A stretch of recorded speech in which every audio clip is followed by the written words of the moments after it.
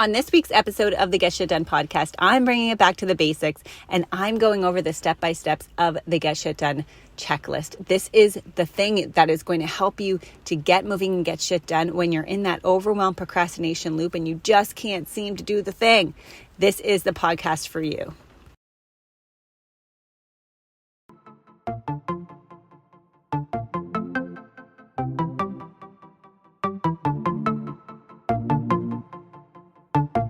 Hey, I'm Brianne McKenzie. I'm a mom of 4 little kids, teacher of students with special needs, and a health and productivity buff.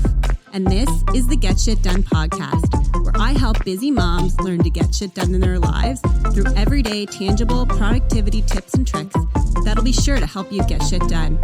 Whether you're a busy working mom inside or outside the home, I'll share my how-tos and my step-by-step strategies you need to prioritize what's important in your life and create the energy you need to follow through. Now, grab your earbuds and join me for a mom chat while you're doing the dishes, folding the laundry, or exercising with your kids.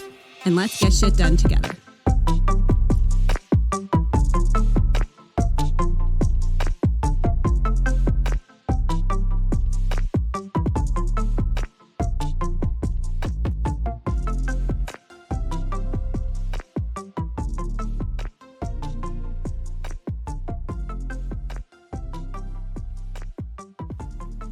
Hey there, welcome to this week's episode of the Get Shit Done podcast. Today, you may hear a little bit of background noise because I'm recording in my car while my kid is at dance, like we do as busy moms, find the little cracks in our day to do the things that we enjoy. Usually it's exercise, but along with that, it is torrential downpour rain and wind. So you're going to hear a little bit of that in the background, but that's okay because that's just how we roll around here. Today, I'm chatting with you, kind of bringing it back to the basics about how to get shit done. And we have a little bit of a guide here at the Moms Get Shit Done podcast just around how to do that. And the purpose of using the guide or the free checklist that you can get is really so that you can take the thinking out of it. Because if we're at the point where we don't know what to do next and we're paralyzed, we're in that overwhelm procrastination loop, then we need something that's going to tell us the next right move, the next right baby step. And that is exactly what the Get Shit Done checklist was designed to do, because at that point, your brain is not working, right? Like you're doing the scroll because you're overwhelmed, you want to avoid the thing, but we know we got to do it. So when you're at that point that you want to make that step, then the checklist is there just to give you that little baby step, that little nudge. So that's what I'm going to be kind of speaking to today on the podcast. And I hope that it's helpful for you.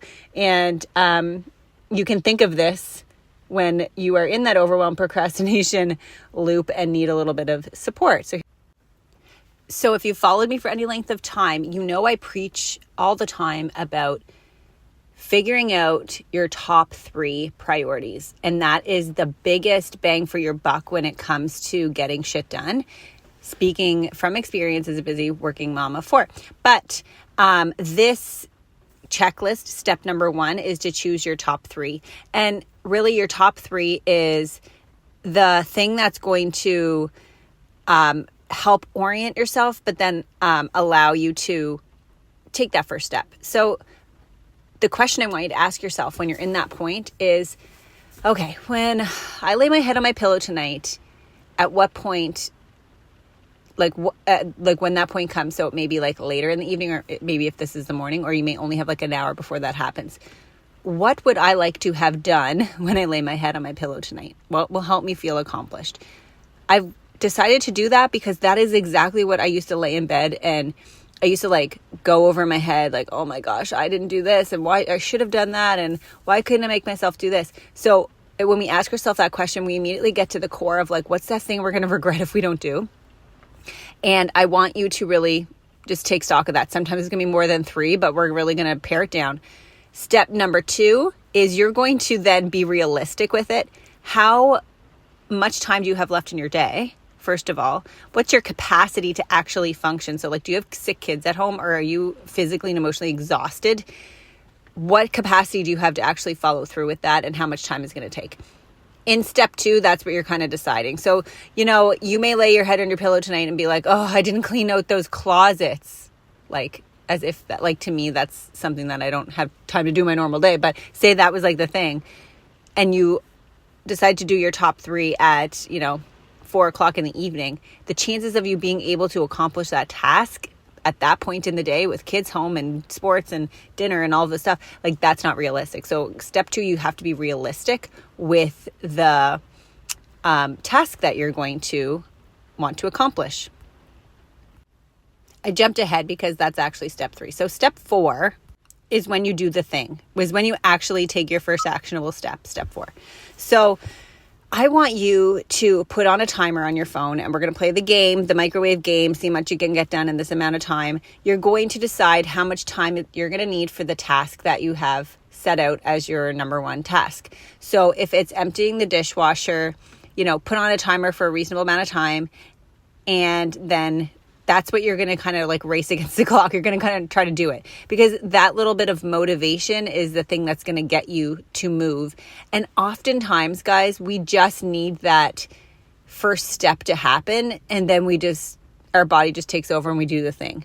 It's the biggest part is getting from the overwhelm to the doing.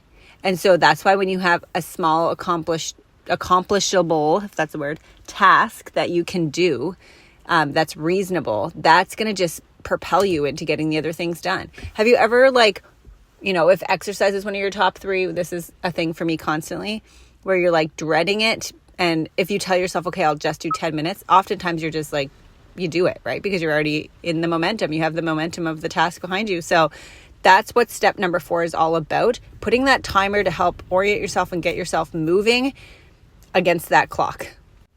Now, step number 5, I am the queen of this. It's create a distraction to make that non-desirable task just a little bit sweeter. So exercise, it's listening to a podcast. Well, let's be honest. All of my undesirable tasks are paired with podcasts because I'm a sucker for a murder podcast. And so I save all the good ones for the tasks that I don't enjoy.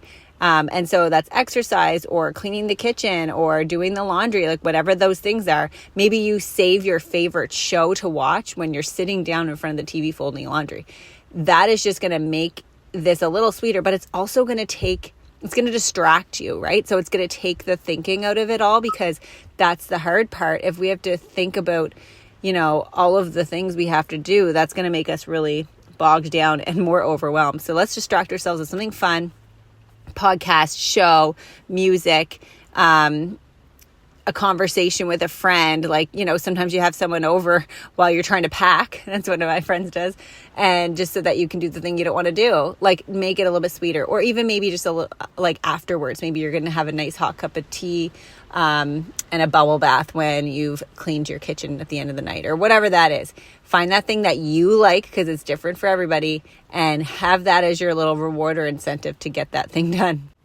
So there we have it. Those are the basic steps of that Get Shit Done checklist. And it's there for a reason, because our brains do not work with us in that state of overwhelm. So we need the step by step. We need to take the thinking out of it, and we need to do the thing. And sometimes it's breaking these things down that we already know how to do, but having someone tell us or having some accountability around it is really the key. So always feel free to reach out to me. You know where to find me.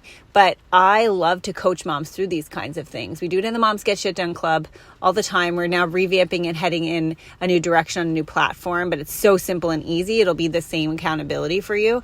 But even just having that like-minded mom who's in the trenches with you to do this kind of talk through with you is so important. And I love doing that. So just jump in my DMs and let me know how you're feeling. Share your top 3 if you want a little bit of accountability or motivation or support, whatever it is, because I'm here for it. But these are the times where we just need to close your eyes, put one foot in front of the other, do the thing, but have a little bit of a plan or approach to doing it, because that makes it just a little bit easier.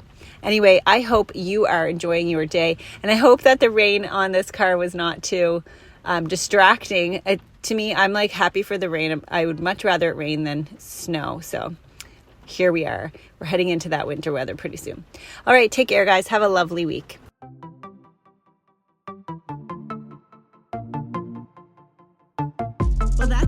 today and likely need it for some mom duties right about now. Thanks so much for joining me for a chat, and let's